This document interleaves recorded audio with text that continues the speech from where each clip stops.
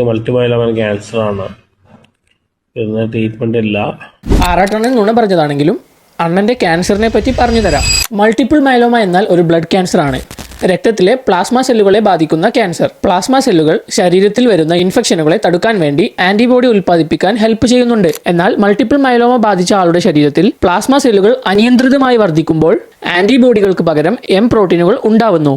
ഈ പ്രോട്ടീനുകൾ അസ്ഥികളെയും കിഡ്നിയെയും നശിപ്പിക്കുന്നു. കിഡ്നി ഫെയിലിയർ, അനീമിയ, ക്ഷീണം, പ്രധാനമായും എല്ലുകളിലെ വേദന, എല്ലുകൾ പെട്ടെന്ന് പൊട്ടിപ്പോവുക എന്നിവയാണ് പ്രധാനപ്പെട്ട ലക്ഷണങ്ങൾ. ദീർഘകാലം നീണ്ടു നിൽക്കുന്ന എല്ലുകളിലെ വേദനയും പെട്ടെന്നുള്ള ക്ഷീണവും ഇടയ്ക്കിടെ പനിയോ ഇൻഫെക്ഷനുകളോ വരുന്നുണ്ടെങ്കിൽ ഉടനെ ഡോക്ടറെ കാണിക്കാൻ മടിക്കരുത്. ആരോഗ്യം വിലപ്പെട്ടതാണ്. ബോൺ മാരോ ബയോപ്സിയിലൂടെയും ബ്ലഡ് യൂറിൻ ടെസ്റ്റുകളിലൂടെയും മൾട്ടിപ്പിൾ മൈലോമ ഉണ്ടോ എന്ന് നമുക്ക് അറിയാൻ സാധിക്കും.